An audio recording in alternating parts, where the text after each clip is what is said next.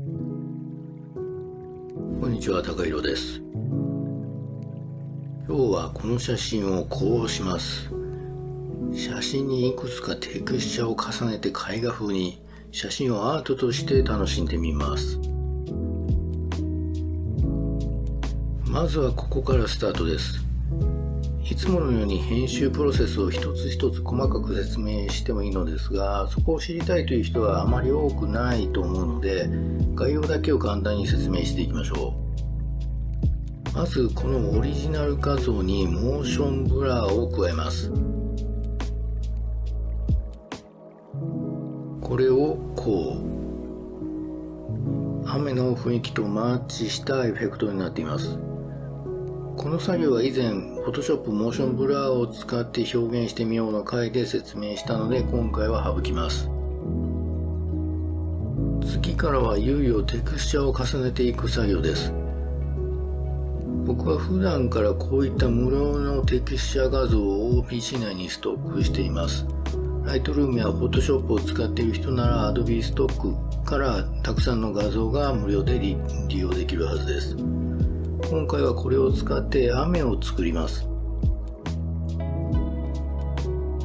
コピーしてここに貼り付け、そしてブレンドモード、オーバーレイを選択します。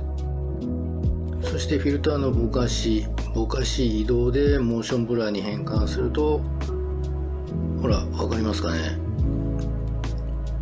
雨が降っているような効果を加えることができました。次はこのテクスチャを使います。このテクスチャは左上のこの辺りに適用させます。ブレンドモードはスクリーンにありました。はい、こんな感じ。ここで一旦全体の色を調整。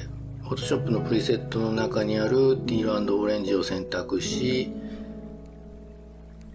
透明度を下げてこのぐらいの色合いに調整しておきます。最後にまたテクスチャを重ねます。これは全体を少し汚したような効果を加えるものです。ブレンドモードは覆い焼きカラーで適用しました。これがビフォー、これがアフターです。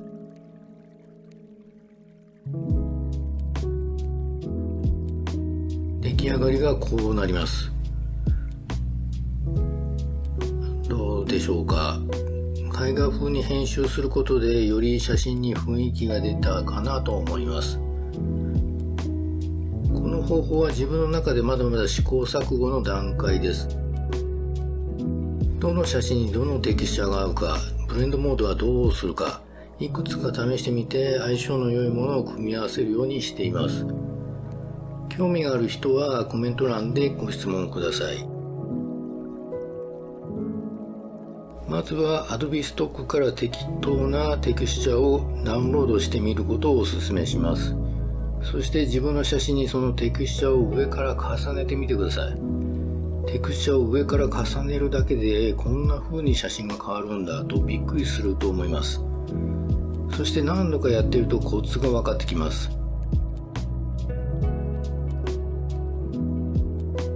こういう絵画的な表現方法、もう写真かどうかとか気にせずにやりたいことをやってみました。これは自分的には結構気に入っています。